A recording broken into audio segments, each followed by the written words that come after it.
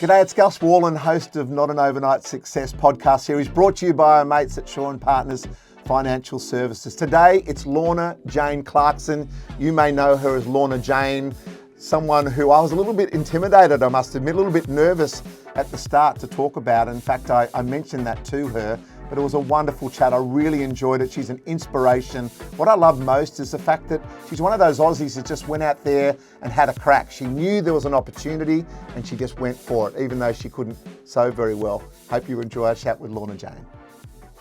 Lorna Jane, welcome to the podcast. How are you? Good, thanks. Thanks for having me, and thank you for allowing me to do it in my office. I really appreciate it. Of course, it looks very nice there too. Sort of for people that can see the video, what's behind you there? Lots of lovely black and whites by the looks of it. Some of my awards from many years ago, some oxygen plants to sort of give me some oxygen while I'm in here. But, you know, the other side looks a mess because I've moved all my mess onto the other side. I'm not going to show you. Yeah, nicely done. Well played. Yeah. Want to go back and find out a little bit about you. What were you like as a young lady, like literally as a child? What was your growing up time like? Okay, so something that most people don't know is that I was actually born in England, but I've actually lived in Australia most of my life. So I do consider myself an honorary Australian. Yes. When people ask. So born in England in a really small country town, lived there till I was 6. And I have been back there since. And you know what, Gus? It looks exactly the same. Right. The church is in the same spot, the corner store where we used to like pinch lollies off the counter, all that sort of thing. But a really nice upbringing. My parents divorced when I was 6. I think my sister was about 10. And we moved to a bigger city, Chester in England, still quite small. But my memory of my childhood is lots of family, you know, like even when my parents divorced, my dad would still be there for like birthdays and Christmases and things like that. So it was very amicable. My grandparents, and there was always lots of family around. Like in England, in these small country towns, your family lives down the road. You know what I mean? You just have to walk to see your family. My grandparents were from Liverpool, so there was always lots of fights about who was supporting Liverpool and Everton at the time, you know, with the soccer and that sort of thing. So a really great childhood. And then when I was 11, we emigrated to Australia, which was really life-changing for me because it was a totally different world, you know, and I think it opened up my eyes to being outdoors more, actually using my body physically. Like before that, I was a bit of a bookworm, like to stay indoors, a bit of a loner.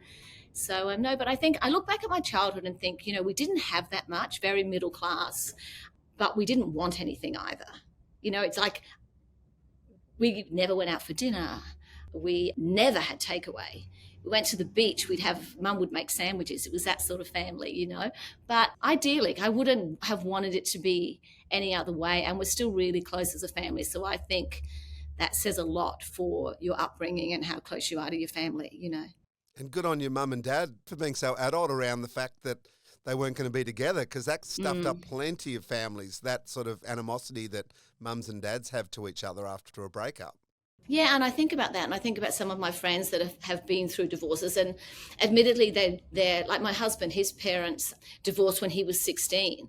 So, but I feel like it was more traumatic, and they hated each other, you know. So, I think we were really fortunate because, you know, I went through a period of time when people were always like saying, oh, I've got all these problems because my parents divorced. And I used to think, I've got no problems. Well, I don't think I have.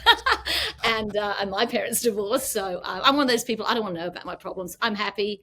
I'm not going to look into it. Yeah, no, that's fair enough too. I remember my dad left sort of the family home when I was about 10, but he came back a couple of days a week and did the bills and cleaned the pool and whatever. And I found out years and years later that my dad had left my mum for another man.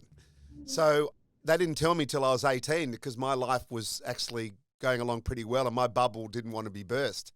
But I found out later, and that actually made it easier for me because my dad still loved my mum, but he just wasn't in love with her in that way because of who he is. And he ended up with someone who's still with now, which is wonderful. But I think that helped me through my teenage years for sure, that they still loved each other. There was still that connection and I could see them together, not at each other. Yeah, and I think I found out some stories later about when we emigrated, and my dad didn't even know that my mum was taking us out of the country, and she Ah, didn't do that because she didn't want him to stop her. And when I say that to some of my friends, they go, "Oh my God, how can like do you talk to your mother about this? Like, how can you get over that?" But for me, I feel like everything a mother does for her children is she believes at the time is for the best, you mm, know. And we continue to have a relationship with my father, so he forgave her, so we should forgive her as well. So I agree. I think a divorce would never be great, but when they do it well, the children don't feel it. You know what I mean? Like, I'm sure there was, when I know the story about who's with who and all that sort of thing now, I think, yeah, well, it probably wasn't as amicable as we thought. But as long as the children feel like that, well, then they're doing a good job. that's right. I'm totally with you. So you leave England, you come to Australia. When you first arrive in Australia, do you miss England? Or are you just here and you're like, wow, this is awesome, this is going to be great? What was your feelings, if you can remember, as a young girl? It was a long time ago, trust me. Sorry. Okay, so I don't want you to choke on your water. Sorry. I don't remember missing England. I feel like if I want to be completely honest, it was just this paradise. So my mum's brother and family had already emigrated. That was part of the reason that we were coming. And my mum's parents were thinking of emigrating as well. At the time in England, I think it was about 1975, 76. Australia was looked at as the land of opportunity. And so many English people were actually emigrating to Canada and America. Hmm. But we were looking to Australia because we had family there. And so we were already excited. And I mean, just the difference in the weather. Like, the weather in England is atrocious, but where we lived, in northern England, it's so close to Scotland, it's freezing. You know, Yeah. like when I used to go back and visit my dad, I used to have to wear a balaclava when I went running. It's like so cold, you know. So I think it was just this beaches, outdoor. I remember thinking there was too many flies. Like, I really like the flies, too many bugs, you know, like the spiders are massive, all that sort of thing. Too many things that can kill you. But overall, it was exciting. I remember being different though. Like, I remember at school having a different accent, dressing differently. I think I was in grade 6, so having a bit of a mean girl thing happening. And they decided, not academically, but because of, actually, I think it was just the way the school years worked, to like, I finished grade 6 and then I should have been in grade 7, but I finished grade 6 and then I did grade 7. So I stayed back a little bit. So I was like one of the oldest in the class, which I think did help me a little bit because the school curriculum was so different. But yeah, I had a bit of mean girl, and those girls actually ended up being my best friends. So Mm. that's whole "I'm going to make you love me" syndrome that I have. Yeah, I think overall I was really excited to be here and to experience this country that was just so beautiful. And you could be outdoors more. You know, it was that feeling. I don't think you know that feeling unless you've lived in England, and where we lived, it rained nearly every day. Yeah. Well, I married an English girl, so we've spent quite a bit of time in England. So I know what you mean. In fact, her father was from Liverpool, and I'm a mad red. Are you red or blue? Um, I think I do go between. My dad was red and my mum's family were blue. You know what? I like the ones that's winning, which is Okay, really so bad. you're red. You're red Yeah, more than yeah. blue. I'm Mm. not sure you're allowed to go between the red and the blue. I don't think you could say that in England to your family. You definitely have to make your choice.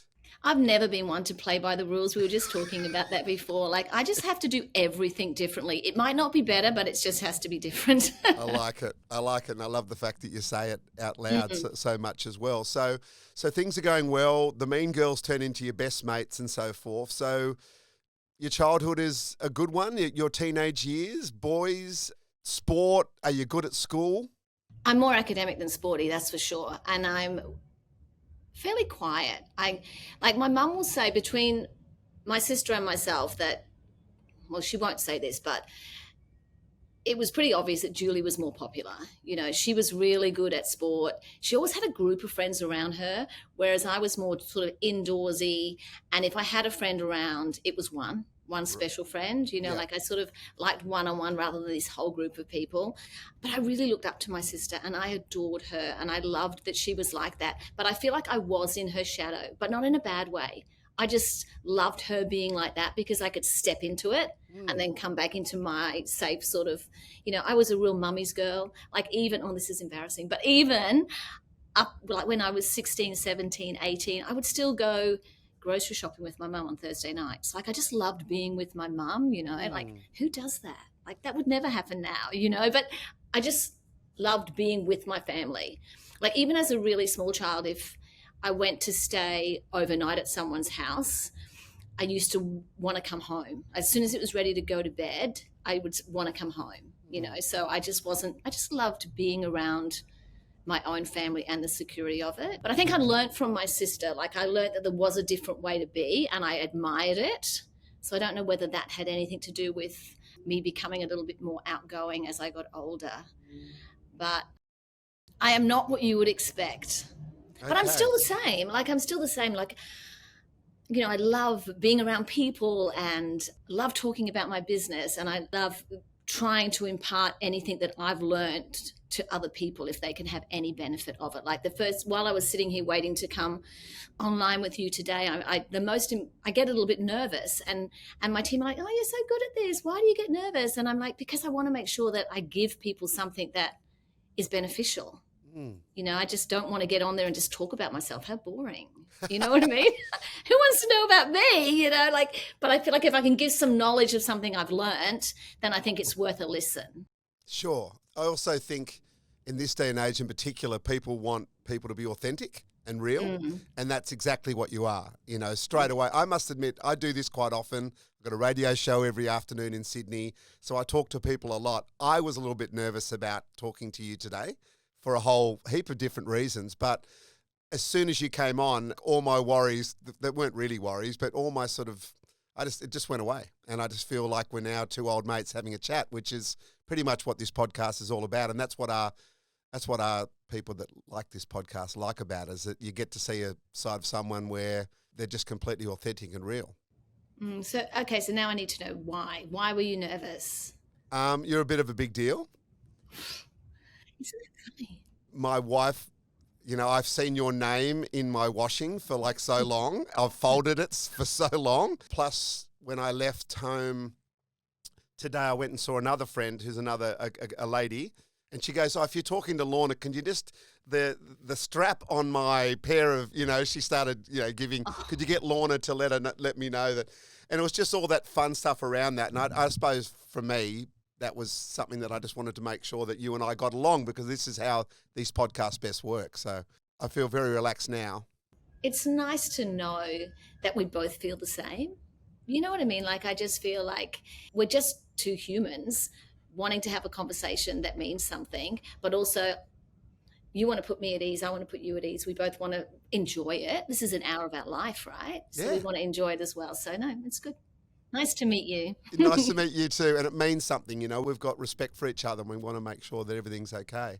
Mm. So I love your relationship with your mum and I love your relationship with your sister. Is that still something that is powerful for you, those relationships? Yeah, absolutely. And it's interesting because I'm so close to my family and my husband is completely the opposite. All he needs is me, which can be a bit of pressure sometimes. Sure.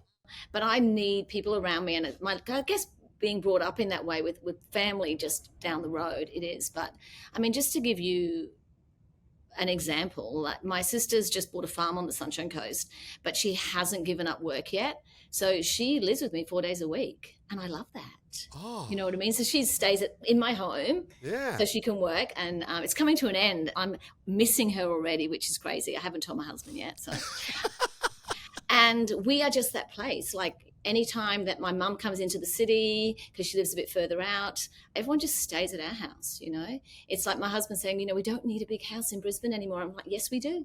Yeah. Because people won't be able to stay here. Yeah. So I feel like, I don't know, it's the relationships you have in life that matter, isn't it? The best. And it's those relationships that have stood the test of time. I have two girlfriends who I have known for so long. I mean, they were there when I was sitting on a sewing machine. I mean, my one girlfriend was there in grade 6 when I started that school, and there was all those mean girls around me. And I remember her because she was in sort of the cool clique. I remember her going and asking if I could be part of their group. Oh, she wanted you in. Yeah, and they said yes. Woo. And they're all talking about you now. You know, Lorna Jane and I, we were mates at school. You know they're saying that, don't you? Yeah, maybe. I went to a reunion recently. Oh my God. I have to stop going to reunions because they're traumatic. Traumatic. Why? I don't know. Like the last one I went to was just recently, and there was someone there, I won't say who had a story about something to do with me that was completely different to my version of the story. And so I'm saying to him, that is not the story. This is the story. But he was convinced the other was the story. So I'm trying to get everyone behind me to say, you were there, this is the story. But now I'm at the point right now, it's like, was his the right story? Well, at the last one I went to, we had to have name tags on because we all look so different to we used to. I'm just like, oh my God, I can't believe that. We're like, I'm 55 in December, so 1986 I finished school. So what's that? We're coming up, sort of between 35 and 40 years. And not a lot of people got hair anymore. Everyone's grabbed a few more inches around the belly. It's not a good look. No, I think it's easier for women because, we can put makeup on and we can do our hair and it's more acceptable for us to color our hair and that sort of thing. But the amount of people that come up to you and say, we're the only ones that haven't aged, And I'm thinking, well, I think you've aged. And then I'm thinking, and I've obviously aged because if you're thinking you haven't aged and I'm thinking I haven't aged, we both got it wrong. Yeah. And you know what? You want to age, don't you? Oh, I believe that for sure. I think sort of going old disgracefully is a fantastic way to go. Better than the alternative, right? Like just to not have the ability to live a long life, Yeah, of course. Okay, so relationship with sister's great, mum's great, that's all good. You get through school, you're more of a bookworm, you're more academic than you are sporty. At what stage at the end of school do you decide to do what you've now become famous for? So when I finished school, I actually wanted to be a journalist. But I think I wanted to be a journalist because I wanted to be Yana Bent. I wanted to be her. I wanted to be on television. So I must have had some of that instinct to want to be in the public eye. I must have had something there. My mum worked it out and she sort of knew me as a person, and I'm a very sensitive person and I like to look for the best in people, which is a weird thing to say about yourself, but it's the truth. Okay. So mum thought, the world of journalism would kill me. I don't drink, I don't do any of those things. So she thought I'd end up in bars, trying to get stories, and it would be just heartbreaking for me and it would change me as a person. So she taught me out of it. And she said, look, you can still follow that. I still had my score and all that sort of thing. And I had been accepted into university to do journalism. But she said, why don't you just take a bit of a break and do something else? And it wasn't a luxury for me to go on a holiday or have a gap year or anything like that. We couldn't afford that. So I decided to study dental therapy, 2-year course. And I think while you were studying, you actually were earning money at the same time, I think. So while I was doing that, and I thought it was a cool job and I liked it and the girls were great, but I started teaching fitness classes and I just fell in love with it. We've talked about the fact that, you're this outgoing person and then you're this quiet person. But I feel like if you stand up in front of 100 people, because the classes were really big there, in a G-string leotard and try to motivate people to move their bodies, I think you can overcome anything. You know what I mean? I feel like you can really, any fear of speaking in public or getting up in front of people just completely vanishes. So I just fell in love with it. What I didn't fall in love with was what you actually had to choose from to wear. I've always loved fashion and I just started making my own clothes, only for myself. No inclination to make it into a business, not one bit, I just got my favorite swimsuit. I don't even know the brand, but I think I bought it from Sports Girl, but I think it was a different brand. I just unpicked it, laid it on some newspaper, made a pattern and just made myself an outfit. And then I started making more outfits. And then my instructor friends convinced me to make some for them. And it went from there.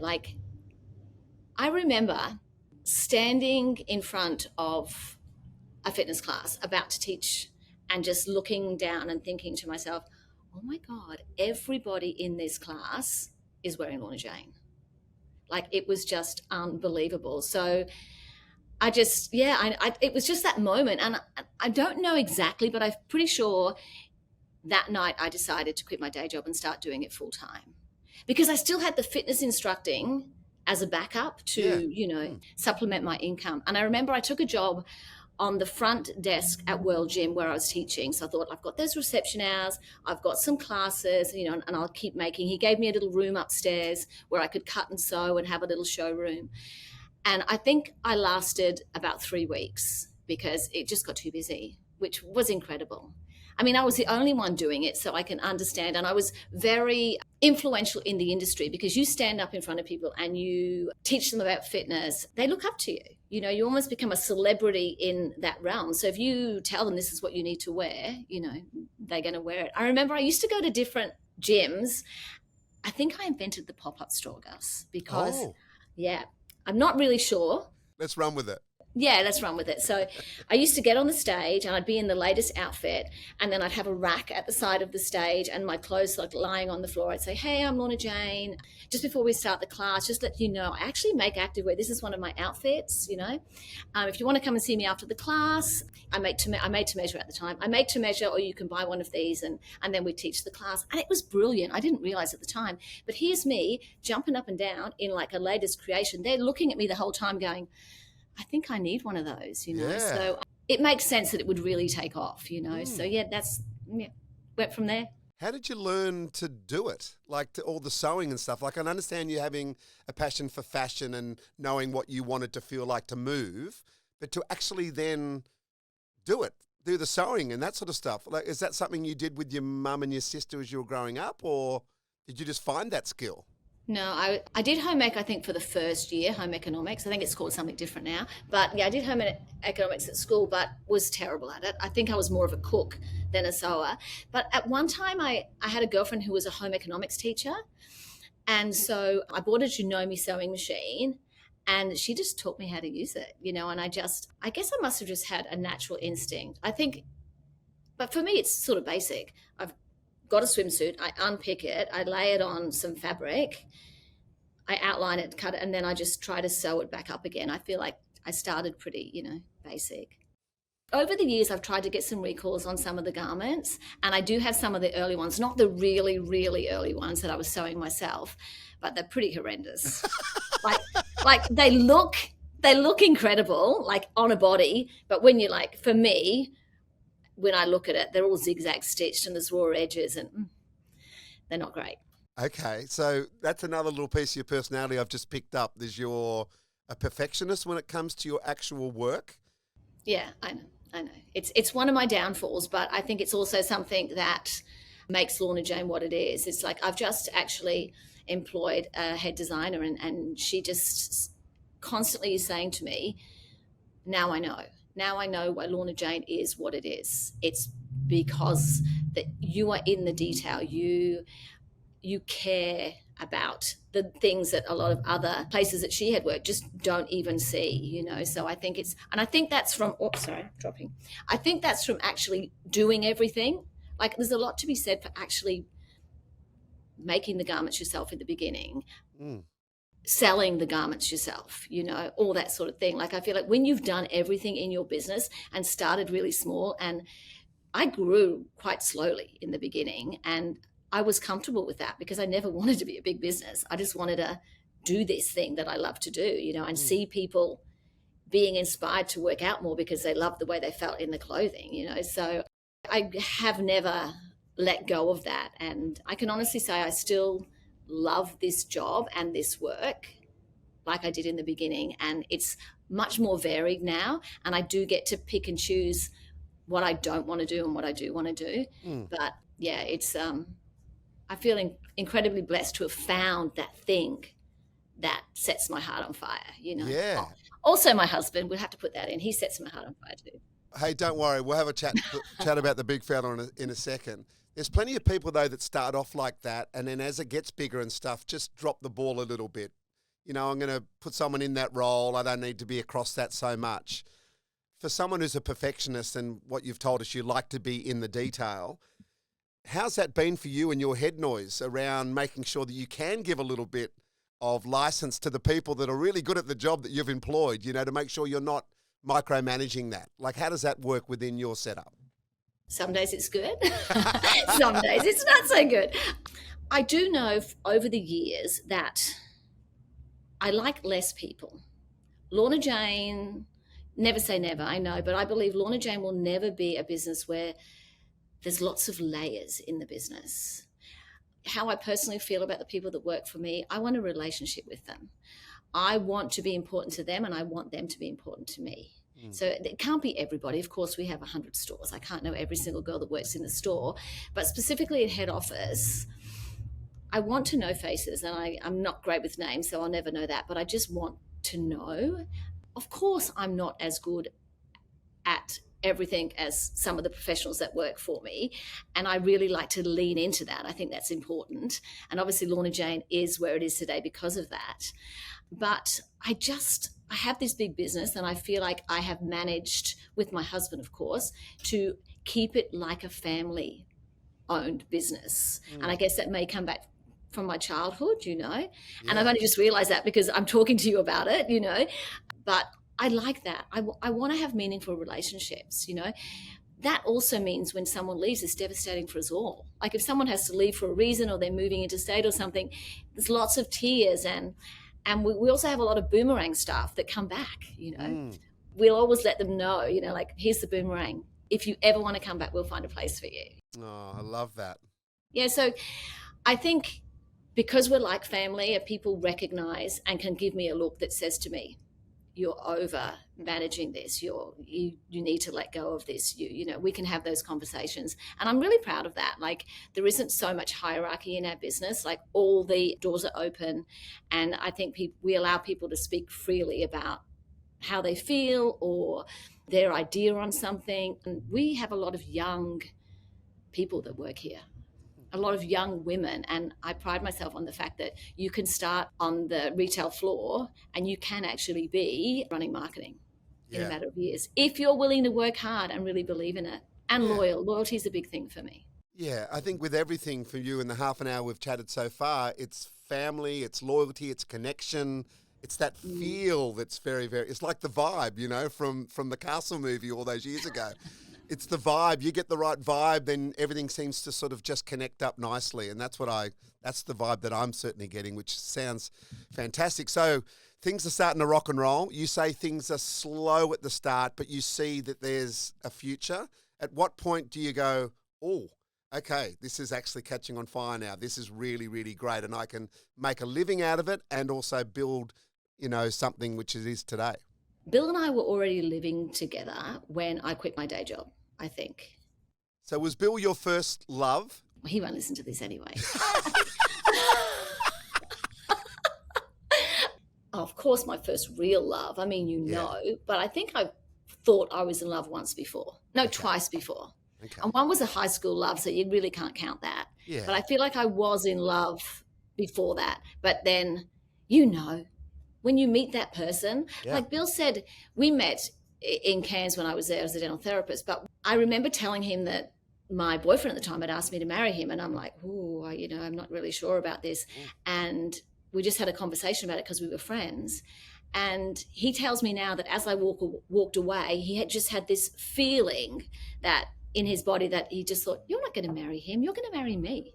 Oh. Like this realization, and I know it sounds really cocky, but he just had this realization, no, that's not how this is going to play out, which is sort of cute. Yeah. So were you his first love? You have to ask him that, but I think real love, but I think he had one love before me. Yes. Yeah. I must admit, I had a couple that I thought I was in love with.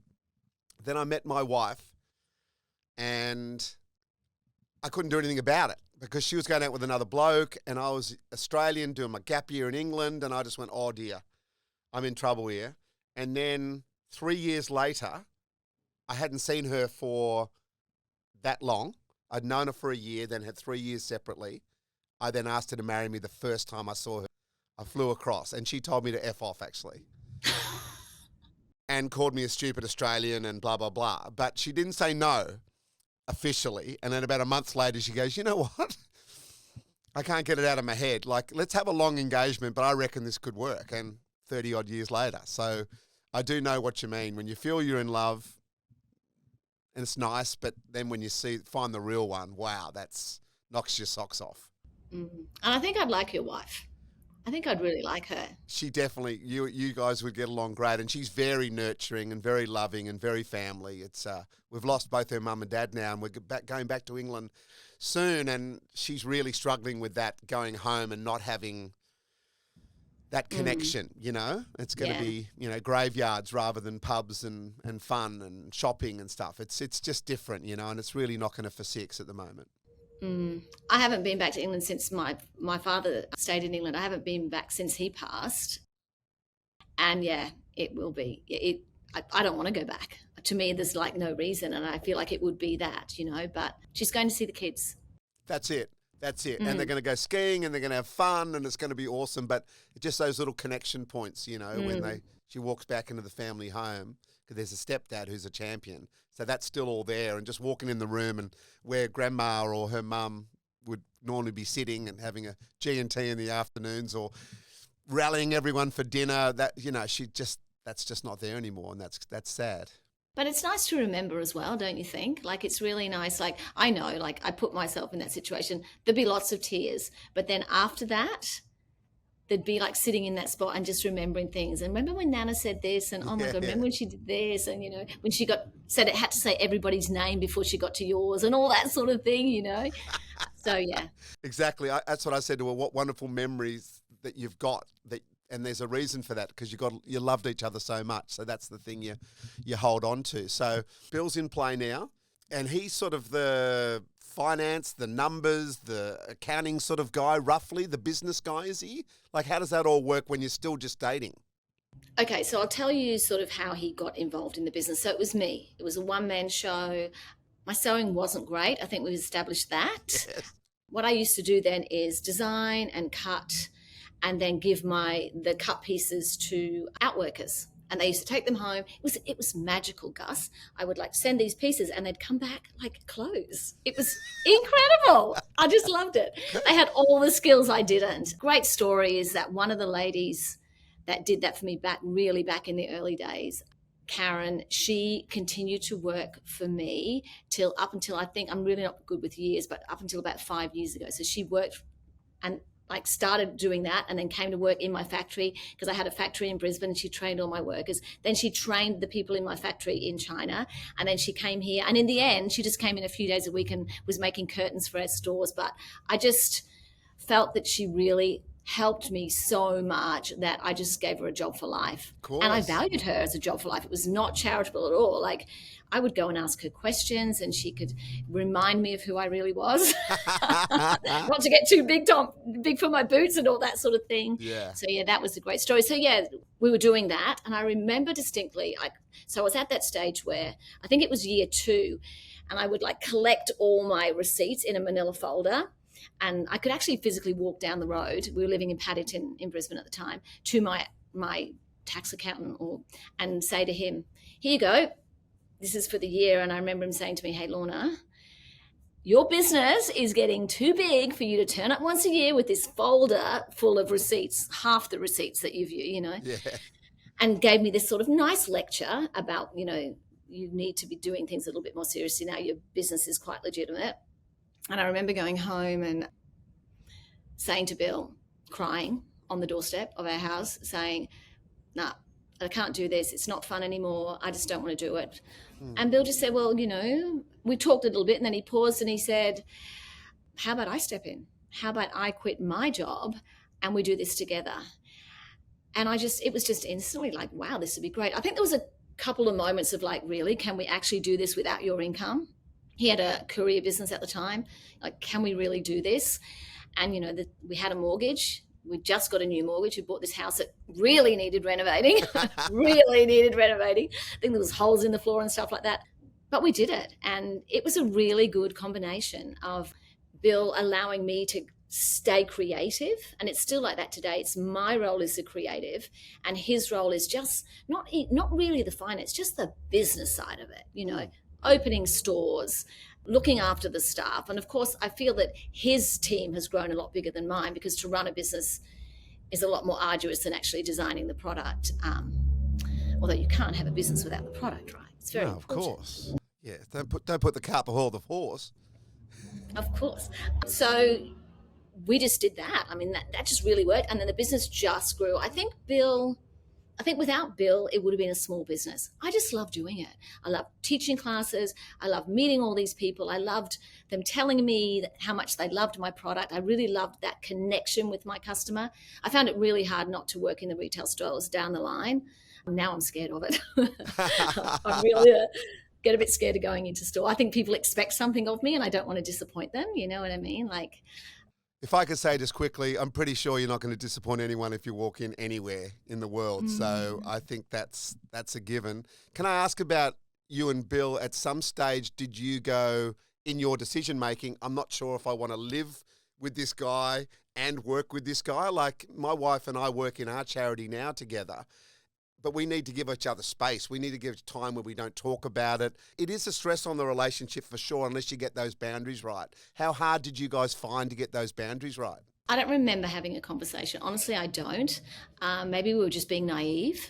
We just didn't think about it. We were so in love. Everything was great. We weren't married yet. You know, like nothing can ever go wrong in this relationship, you know? Yeah. And I still stand by this. I feel like, you know, you have decided to spend the rest of your life with someone, right? And then in business, people say, surround yourself with great people. Who better than the person that you have said, I'm going to spend the rest of my life with you. I'm going to stick by you through thick and thin. I'm going to tell you when you're being a dick, you know, but I'm also going to support you. I'm going to be honest. I just feel like, yes, you're right. There needs to be boundaries, but they are the best person. We didn't really discuss specific boundaries, but there are a few things. Separate parts of the business, I guess, creative, the running of the business. His office is on one side of the building and mine's on the other. Okay. You know? I mean, I think that probably helps. I can go a whole day and not see him. But I think the big thing that I tell people who work together is that, and I don't know whether we planned this or whether it just happened and it worked, right? But every morning and every afternoon we go for a walk. 20-minute walk, no phones, it's just the two of us. And sometimes we don't talk about work, but most of the time we do. In the morning, it's like, what have you got on today? And we just talk about what we've got on, how big's your day? And then there might be some things that I want his advice on, some things I don't, but he tells me anyway. But we talk it through, right? Yeah. And then we go to work, and in the evening, it's like, how was your day? What happened today? And then that can be times when I'm screaming at him because I think he did something, and he, like, I'm sure in our neighborhood, people think those Clarksons are going to get a divorce tomorrow, you know. But we've never been like shy on expressing our feelings. Like sometimes we're in a meeting in head office and someone's new, you know, and then I'm just telling Bill, I think it's a shitty idea or crap idea. What are you thinking? That won't work, or whatever, or vice versa. And then you can see the person like just like falling like in the chair, and everyone else is just like normal, you know. But it's not personal. So we have those discussions, but we also don't make it personal. But that wasn't a business decision. That's just who my husband is.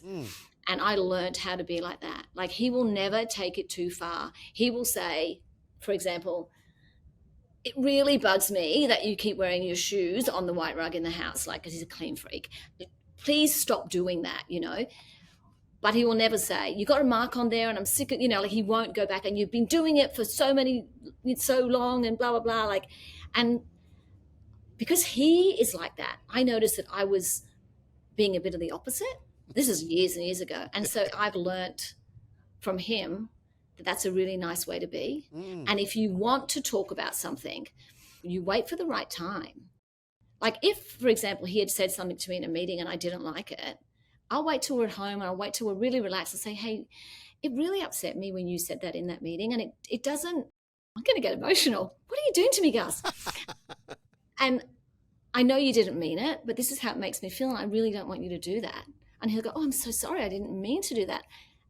That's sort of how we treat it most of the time. Yes, of course, most of the time. We are human. Authentic and real is great. I'd keep telling people we're throwing away perfect and we're going with human. That'll do me nicely. Surround yourself with your village and let's go from there. You can't go wrong. So you mentioned a little bit earlier about, you know, I had my own factory, then my factory in China and that sort of stuff. So at some stage it went from you're being creative, Bill's building the business, you've got factory now, and you think, okay, I'm going on a bigger, grander scale. Was that exciting? Was that nerve-wracking? Was it a combination of that? And what age are you at this stage? I think, well, I didn't start my business till I was 25. So the big growth must have been 30 to 35. And I do know that we took the opportunity when they had the global financial crisis, the GFC, to really grow our business, because we just had all these opportunities. Like big brands at the time, like Country Road, they were slowing down their store rollout, and we were getting offered like corner stores that they would never have given this really small company that, oh my God, all they were selling was activewear and only women's. How could they make money out of that at the time? So it gave us opportunities. So we did a really big growth spurt then. I mean, but Bill was building the stores with my brother-in-law. This is it. We're a family business, right? And they were doing that for like 10 years. My mother was doing the payroll. It was just a real family business. Was it scary? When you've got that amount of support around you and a really solid team, because we've always had a really solid team and built friendships with people who don't work with us anymore that have moved to different countries or really big, Louis Vuitton and stuff like that. They're still friends of ours, because when you're in the trenches together, it really builds something that you cannot replace. So I'm sure I was nervous. I'm sure we all were nervous. But we never spent money we didn't have. And I feel like that's the key. Like it was always in my mantra that, and Bill's, that you cannot be creative and build a brand that you love and do it the way you want to if you're having to meet a debt. Money problems, just close all that down and you start doing things for the wrong reason. So we only grew, and maybe that's why we did it so slowly, we only grew at a rate that we had the money to finance it, even when we took on our partners. So, and don't ask me the year because I won't be able to tell you. You'll have to look it up, Gus. I will. I'm sure we can find all that information. But I'm not really that interested. I'm more interested in you and Bill sort of sitting there one night and going, we're going to go and get a factory in China, and that's going to mean that we're going to get all these extra bits of kit, which means we can get more stores. That's what I'm fascinated by, just two people just having a crack. And that's what I love about Aussies in particular, is people with good ideas, not just hanging around, actually actioning them. Yeah, I think that's interesting what you said there, because during that time, one of the things I remember the most is that people would say, why don't you open a store? And I'd go, oh, that sounds like a good idea. Maybe we should open a store. Oh, the store in Brisbane's great. And someone says, you should open on the Gold Coast. Oh, that sounds like a good idea. It was almost like my customers were feeding us. Like I call myself like an accidental entrepreneur. That is me. Like, I'm just like, it just happened, and we just were filling the need. Like the demand was coming and then we just met it. The demand was coming and then we just met it. Even like the factory. So we sold our house. We had bought this colonial house that we were sitting on the steps of when I was crying about the accounts. Did you do it up and sell it, or was it still have holes in the floor? 7 years to restore it. We sold it. 7 years and 1 month, something close to that. Yeah. Didn't really get to enjoy it, but we bought a factory in the valley, which was probably the most unattractive place to live at the time. I remember when we bought it, it was an old iceworks. There was a ghost for sure. Right. For sure there was a ghost. Friendly ghost like Casper, or was it an evil ghost? She was friendly at the beginning, but in the end I sort of told her to go away. Right. But anyway, that's another story. So yeah, there was people shooting up drugs out the front of it. It was like horrendous. My family was devastated. We sold this home and we bought this factory in the middle of the valley, which was the worst suburb in Brisbane. And it needed completely renovating. It had termites. It was just horrendous. But we renovated it. We put a whole lot of sewers in there and we started making our product ourselves, in-house, distribution center. It was our dream. But we just started getting I think we were there for about 5 years. And then what I remember is that I constantly had an ad in the paper for seamstresses because nobody wanted to sew. I mean, it's like now, like nobody wants to work in retail. Nobody, like there's these jobs that are just like going away because everyone has a tertiary education now, and everybody wants to, be a head of marketing, or, like work in IT. Like the world changes, right? Yeah. And nobody wanted to be a seamstress. And at the time, I think the Australian government was actually encouraging people who were in that trade to actually, they were giving them free tertiary studies at TAFE to learn new skills, because they realized. So I was really caught. Like, people think you go to China because you want to save money. I went to China because I couldn't get people to sell my product. And the demand was so big that I just needed more people, and I just couldn't turn it around in time, At the same time, all the fabric mills in Australia were closing down. And I had a guy in Australia who I bought all my fabric from, and we had made a custom fabric for Lorna Jane, which we still use today. And he just came up to me and said, you know what? My business is going downhill. It's not the future. I can't, I don't know what's going to happen. How about I go to China and I open a factory for you? So we did that. And Karen, my beautiful lifelong seamstress, trained them all. And we duplicated what we had in Australia in China. And then we could meet the capacity of our growing business. So that really allowed us then to open more stores, because it was, at the time, it was holding us back. You can't have an empty store. The thing I've learned in business, like, you're better off having too much stock than not enough. Were you happy with the quality initially? Did you have to go across and make sure that, Karen's obviously running the show over there, and that's all, and you've got complete trust in her, which is awesome to have someone like that. Were you ever concerned about quality, and how long did that take for you to go, you know what, this is the future? I think not really. It's not like an overwhelming feeling during that time. I was impressed by how fast we could get things and the capacity that they could make things.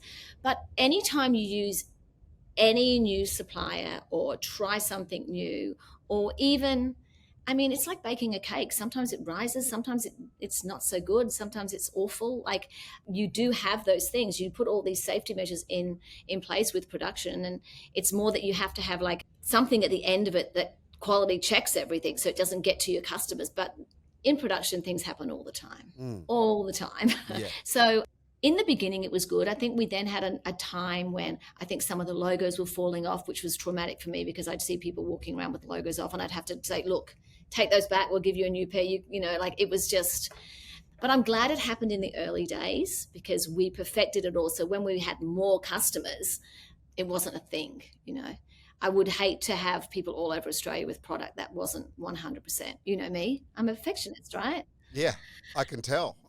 You don't want Lorna Jane. Lorna Jane, yeah, Lorna Jane, or something like that. In terms of your designing and so forth, is that your brain now still doing that? Or have you got a team that you work together? And how much do you love getting in there with your family, which is / your staff, and actually coming up with new ideas and that sort of stuff? And how much do you enjoy that when you start your morning walk with Bill going, today I've got a design day with my crew? Does that make you happy?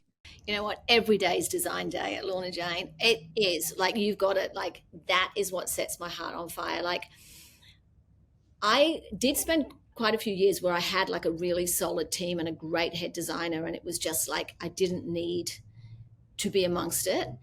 And it's only when through COVID and when things changed and we had to reassess and do things that I got back in the design room, and I realized how much I missed it. And I've been really back entrenched in there for so long. I think it's a bit annoying for the designers, to be honest, but they put up with me. But I'm still open. Like, I feel like I'm a big concept designer, but I also have people in my team who are really techie and they really know everything. Like, if you want to do a triathlon, she's the girl. She's going to put everything in those leggings and get them. And then I have other designers that are more fashionable, some who are great at graphics and doing great T-shirts. So we really work as a team. We have our strengths and we have our weaknesses, and we try to fill the gaps in all our weaknesses. So we're a really strong team. I love that.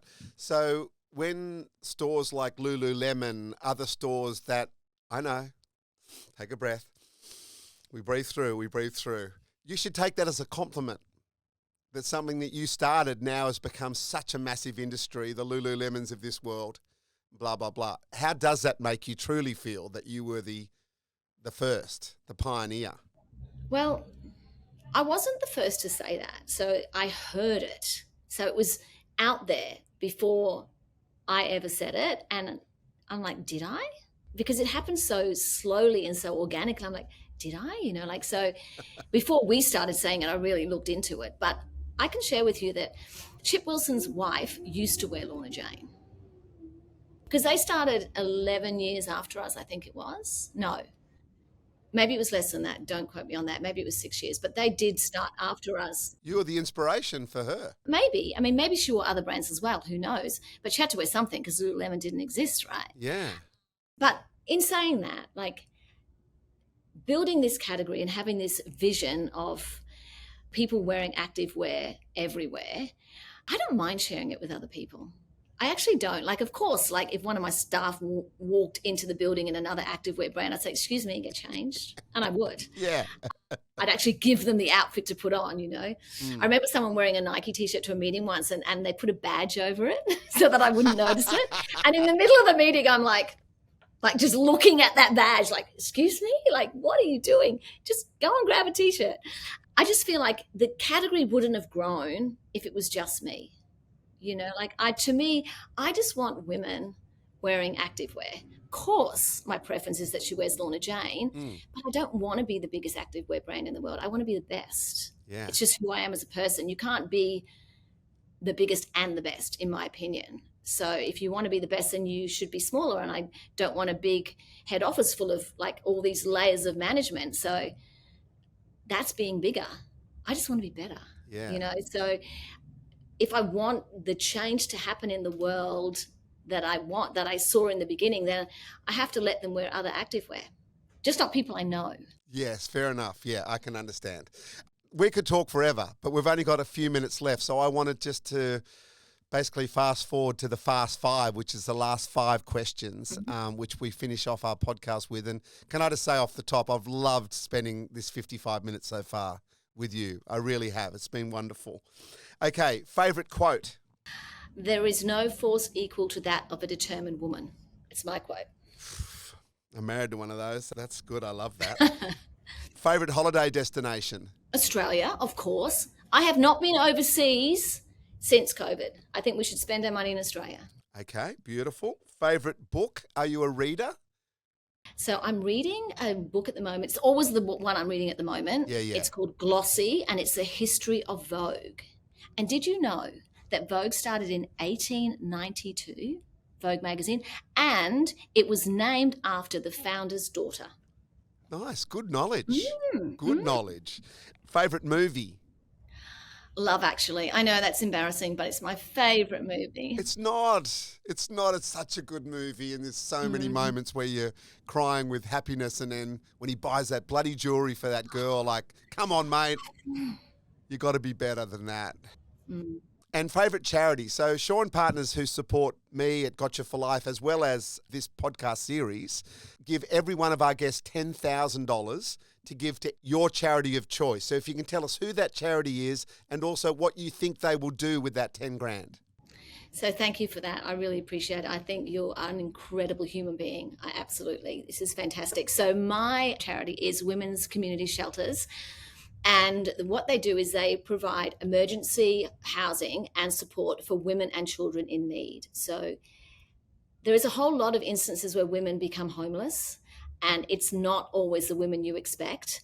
And this group are incredible. They don't just give them a place to stay for a few nights. They really help them get back on their feet. And I think we need that support, and they do an incredible job. So 10K will almost open a shelter. I think it's 20K to actually open a new shelter. So I feel like that will be incredible. So thank you so much. Thank you. That's fantastic. And Lorna, thank you so much. It's been a real pleasure talking to you. Thank you too. Next time I'm in Sydney, I'll come and see you. I would love that. Next time in Brizzy, I might pop up and see you as well. And Bill, he sounds like an absolute ripper. Yeah, he is. He's pretty good. I'll keep him around. He goes okay. Thanks, Lorna. Yeah, he's okay. All the best. Thank you. Well, what an absolute inspiration. The $10,000 is going to Women Community Shelters, a wonderful cause. Thank you, Lorna, for your time. I learnt so much from you. Coming up next week, another wonderful guest. We'll look forward to seeing you then.